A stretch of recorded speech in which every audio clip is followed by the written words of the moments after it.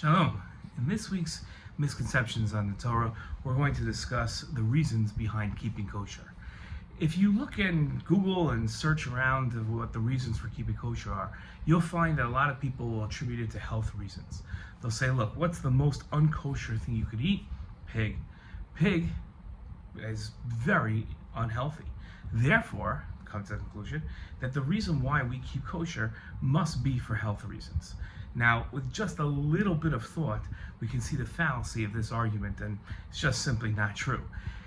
Look at your Shabbat cholent. Your Shabbat cholent is one of the most unhealthy things you could possibly put into your body. And yet, many people consider that a mitzvah of oneg Shabbat, and it's definitely kosher, obviously if used with the right ingredients and made in the right way. So, if the reason for Kashrut definitely cannot be health reasons, then what is the reason? And this brings us to a wider and bigger question of the reasons for mitzvot. A lot of people like to assume that mitzvot are given for reasons much the same way that we act and do things. It must be that God acts the same way and does things in the same motivation. So if God is doing something, there must be a reason. Just like if I do something, there must be a reason for it. But God isn't like us. That's not how things work. A lot of times mitzvot are given and there are benefits to the mitzvot, and we sometimes conflate benefit for reasons. We assume if there's a specific benefit for the mitzvah, then that must be the reason why the mitzvah is given. But that's not necessarily true. There could be many other reasons why mitzvot are given. Some of them we don't know, and some of them are beyond us.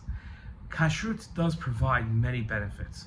Sometimes healthy, and in fact we should be eating in a healthier way outside the laws of kashrut. That comes from the verse of nishmartem es nafshosechem, that you should be careful about your nishmartem ve'odev nafshosechem. You should be very careful with your bodies and your soul to make sure that you stay healthy.